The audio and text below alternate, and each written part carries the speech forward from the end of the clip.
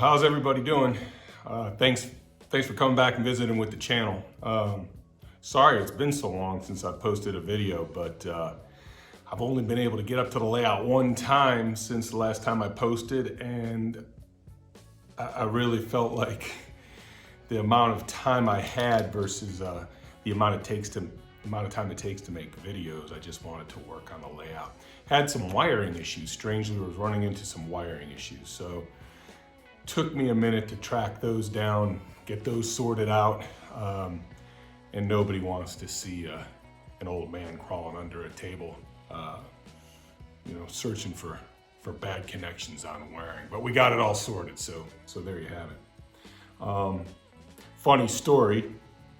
Went out of town for a wedding this past weekend, and here in front of me, if you saw the video some time ago about my disappointment on a locomotive I bought online that showed up non-functional, well, that got shipped back to me, and I was out of town when it got shipped back, but I was able to track it down. Fortunately, I really thought somebody stole it off my porch. But showed up yesterday, got a hold of it, and got some other stuff that I bought from an estate sale that I'll make a video about. Pretty excited about that. But I haven't opened this guy yet. So where I last left it off with everyone, and there should be no guesswork as to who I'm dealing with. Just wanted to kind of go through the whole experience. You know, the title kind of says it all in terms of who I was dealing with. It's Trainz.com. They're a very large retailer, very well known. And so this locomotive showed up non-functional, and when I say non-functional, it powered up, sounds worked. Smoke unit appears to work. I only turn the fan on briefly. I don't run smoke. To me, if you have a large and well ventilated space and you keep your trains on the layout, smoke's pretty cool. It's certainly if you're running steam locomotives. I don't run smoke because I don't typically keep my locomotives on the layout. After I'm done running them, I wrap them back up, box them back up. And if they get put over on their side like this box is right now, if there's any residual smoke fluid, over time it leaks out, gets all over your stuff, makes a mess. If I ever run the layout for children and stuff, I do like to run a little bit of smoke because they go crazy. But so anyway, this one showed up, and I could tell it had a short, and the short to me was kind of associated with the rear motor, I think it was. Maybe it was the front motor, I can't, it's been so long. But there was definitely a dead short on one of them, and I wasn't sure if it was the motor, I wasn't sure if it was the motor driver on the board. I was concerned that it was the motor drivers on the board. I didn't really want to dig into it because, they have a 30-day, or they claim to have a 30-day sort of warranty period. I bought a lot of stuff from these guys. Never had to invoke their warranty. I have had a couple show up that have had some issues, but I felt comfortable enough fixing those issues that I didn't feel the need to press the warranty angle on them. This one, while I felt like I probably could have fixed it as long as it wasn't a fried board, I didn't want to dig into it and then have somebody tell me, well, no, you messed around with it, so there's no warranty. So I reached out to them, and they were very responsive, gave me some options. They were willing to discount it if I kept it as is. I didn't really want to do that because if it needed a board, these boards are really hard to come by, and the replacement Protosound 3/2 stacker boards really it's very spotty at best if they're ever available. And frankly, for the cost, you're better off just buying another locomotive. So I sent it back to them to see if they would be able to repair it. If they weren't able to repair it, they said that they would still offer it to me at a discounted price. I was hopeful they could repair it. they, within a couple days of getting it back, reached back out to me and said that they found the issue. The issue was a shorted motor, which is actually good news. A motor is very easy to replace, and that they had ordered a brand new motor. So yeah, they said they were able to fix it. Sent it back. So this is the first time I'm opening it. And what we'll do here is we'll get a look at it. I'll give you a little bit of a backstory as to why I purchased this specific loco. As you know, if anybody has visited the channel with any kind of frequency, my brother and I really like chassis. So this is an MTH, man, I tell you. So this one doesn't have the foams at the front. See, this is what happens if these things don't get packed up. See how it just slides around, get banged around, and then the railings get all jacked up. I'll bend these back straight. I can't stand bent railings. They drive me nuts. They really drive me nuts. And these locomotives and these, and it doesn't matter who the manufacturer is, they all have enough weight to them that these handrails lose. They're gonna lose the battle every time. So it has most of the handrail foams. What I'll do is I'll make some foams to protect this moving forward, so when it gets boxed up. But yeah, it's a really nice looking loco overall. You know, anybody that's familiar with these guys, these are really nice. SD35 is a pretty cool loco. Relatively low horsepower. It's turbocharged 567 V16 in real life. Not too many of these left out in the real world. This wasn't a really long run for EMD. You know, this was replaced by the SD40, which was a much larger locomotive, had more weight, and it was the introduction of the 645 engine, which took it from 25 horsepower, which was really pushing it horsepower-wise for this engine, to 3,000 horsepower, which really wasn't working that 645 very hard at all, which is why so many of them are still in existence. They were relatively underworked. Primary reason I got this, aside from it being chassis and aside from it just being a cool locomotive that I really like, MTH did a Protosound 3 run of these, and I ordered one. I ordered a chassis SD35 through Stockyard Express from Clyde, so I thought it'd be cool to run them both together. I think it'll be a nice little consist. You know, we have some 4-axle GP units. My brother has a couple chassis SD50s. We even have a Western Maryland SD35 that would look cool. So this one is Chesapeake and Ohio reporting marks. The PS3 that I have on order is Baltimore and Ohio, B&O reporting marks. So they'll look pretty cool together. I guess the only other thing, you know, is to really kind of test and see if this thing works. You know, the one advice, the one feedback I would give if they ask, and I don't know that they will, I don't know why they wouldn't test everything. You know, they said in the email that based on its condition, they felt that it was going to be in fine operating, you know, order, which is, you know, fair enough. That's fine. A lot of headaches would have been alleviated, you know, on some of the items that they sell online. They put their little service card that has the technician that went through it and double checked the features and kind of lists any malfunctions or deficiencies, broken parts, etc. I would think that a lot of people would appreciate to see that kind of stuff, even if it's 100% operational. I sell stuff. I'm going to be listing a couple locomotives.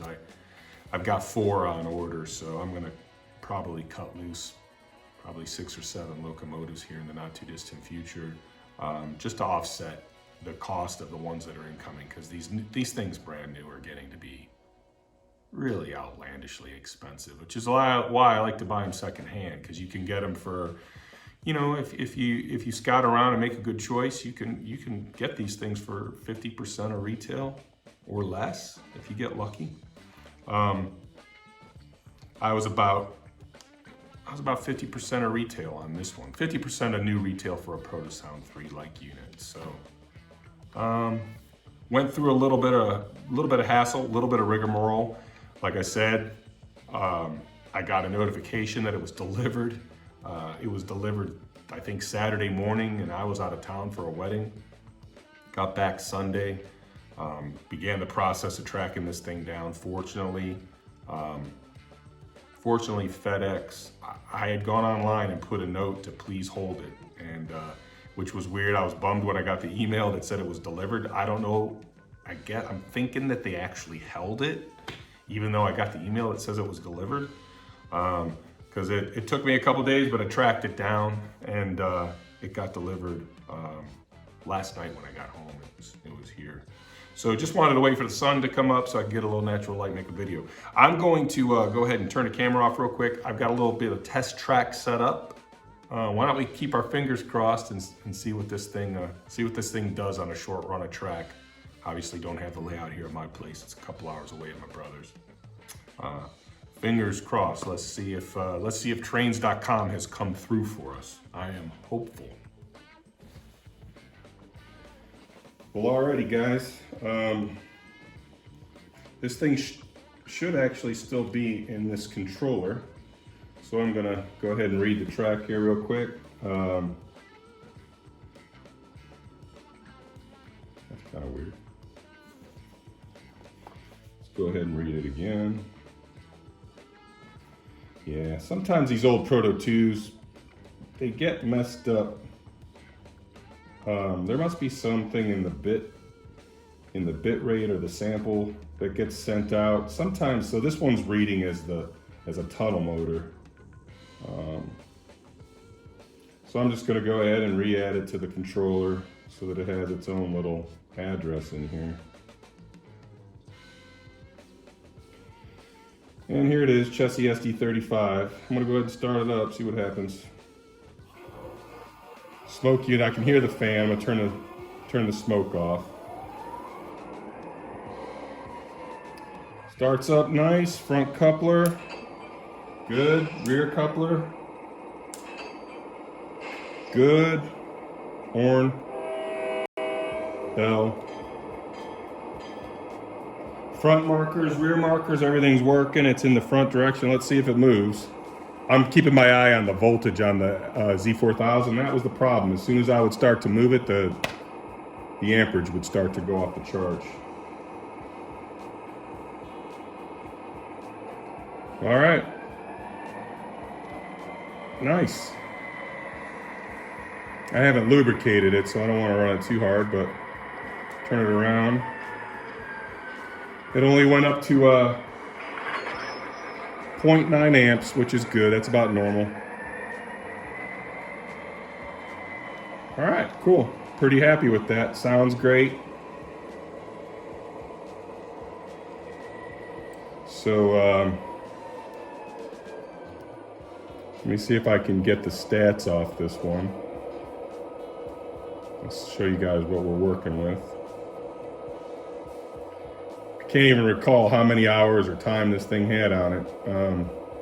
As you might imagine, I was a little flustered with it not being functional. Yeah, so not too bad.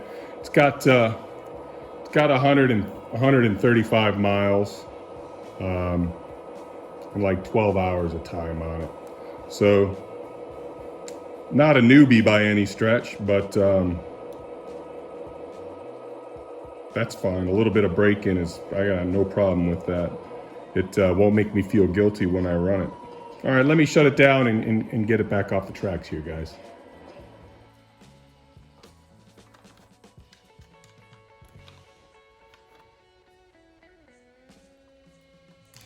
Well, guys, so there you have it. Just kind of going over it. It is missing a little cab sunshade right there, so I might have extras of those. I usually buy those kind kind of a bunch of them at a time. So I'll have to grab a sunshade for it, not the end of the world. They're pretty easy to install. I'll probably have to paint it. It's pretty rare that they actually have them in the colors you need. But no, beautiful loco. Really like the SD35. It's like a GP35 on steroids, basically.